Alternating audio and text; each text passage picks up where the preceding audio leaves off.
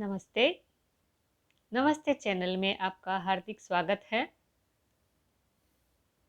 आज हम शुरू करेंगे श्रीमद् भगवत गीता का दूसरा अध्याय सांख्य योग। सबसे महत्वपूर्ण और सबसे बड़ा अध्याय है जिसमें भगवान श्री कृष्ण अर्जुन को ज्ञान, कर्म योग और धर्म का मूल तत्व समझाते हैं। यह अध्याय गीता का आधारशिला माना जाता है। श्रीमद् भगवत गीता का दूसरा अध्याय सांख्य योग गीता का हृदय है। यह अध्याय केवल अर्जुन के लिए नहीं बल्कि हर मनुष्य के लिए जो कभी न कभी जीवन के द्वंद्व में फंसा होता है। अध्याय की शुरुआत होती है युद्ध भूमि में खड़े अर्जुन से, जो गहरे मानसिक द्वंद्व में फंसा हुआ है।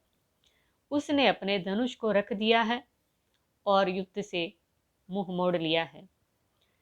अर्जुन कहता है, हे गोविंद, मैं अपने गुरुजनों और संबंधियों से युद्ध नहीं कर सकता।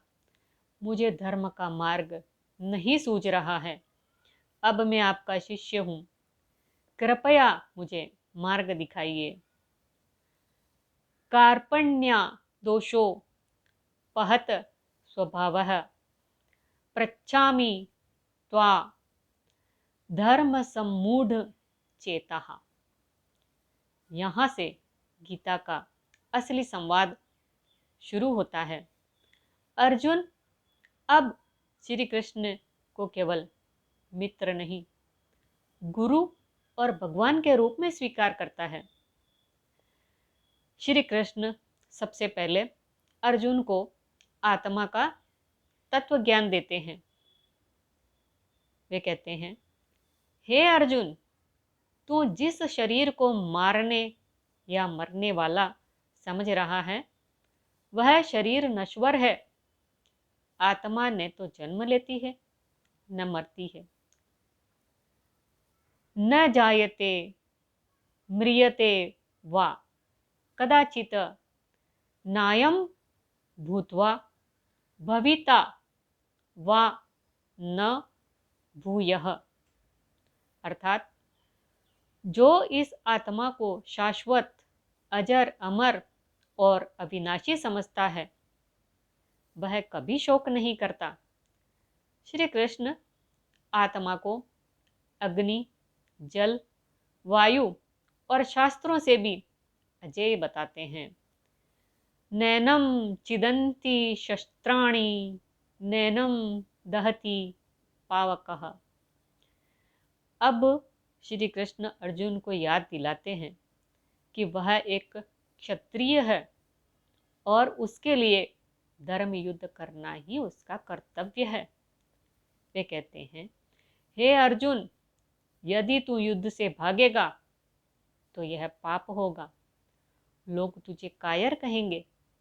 वीरों के लिए अपयश मृत्यु से भी बुरा है। अथ चेत्त्वमिमं धर्मर्यं संग्रामं न करिष्यसि। श्री कृष्ण उसे कर्म का गूढ़ रहस्य समझाते हैं। वे कहते हैं, कर्म कर परंतु फल की आशा मत कर, यही योग है। कर्मण्येवाधिकारस्ते मा फलेषु कदाचन। सांख्य और योग का मेल।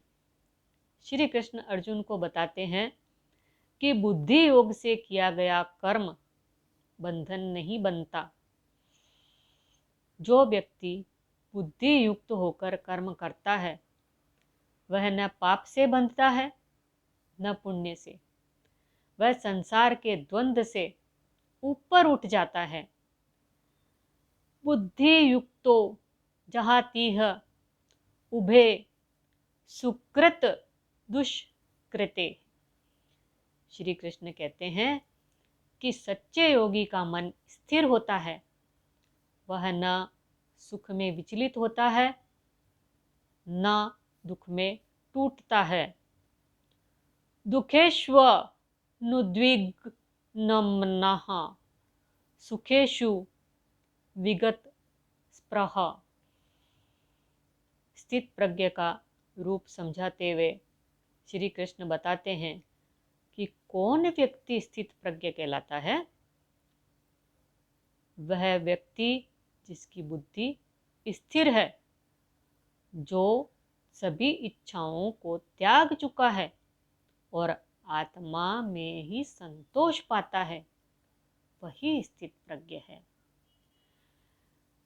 प्रजहाति यदा कामान सर्वान पार्थ मनोगतान, अर्थात जिसकी इंद्रियां संयमित है, जो राग द्वेष से ऊपर उठ चुका है, वह मोक्ष की ओर अग्रसर होता है।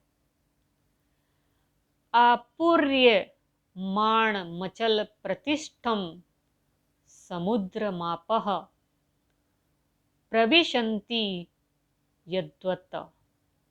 अंत में श्री कृष्ण कहते हैं, जो व्यक्ति मोह और अहंकार से मुक्त होकर भगवान की कृपा में स्थिर रहता है, वही पूर्ण शांति प्राप्त करता है। अर्जुन अब पहले की तरह नहीं है, अब उसके भीतर एक बदलाव की शुरुआत हो चुकी है। वह ज्ञान के मार्ग पर बढ़ रहा है। गीता का दूसरा अध्याय हमें यह सिखाता है कि जब जीवन में भ्रम हो, तब आत्मज्ञान, कर्म और भक्ति ही प्रकाश बनते हैं। सच्चा योग वही है जिसमें हम अपने कर्तव्य को पूरी निष्ठा से करें, बिना आसक्ति के, बिना भय के। दूसरा अध्याय पूर्ण होता है। नेक्स्ट वीडियो में हम चर्चा करेंगे तीसरे अध्याय के बारे में। तब तक के लिए आज्ञा दीजिए। वीडियो पसंद आए तो लाइक, शेयर और सब्सक्राइब ज़रूर कीजिए। वीडियो से संबंधित आप अपनी राय कमेंट सेक्शन में लिखकर बता सकते हैं। नमस्कार।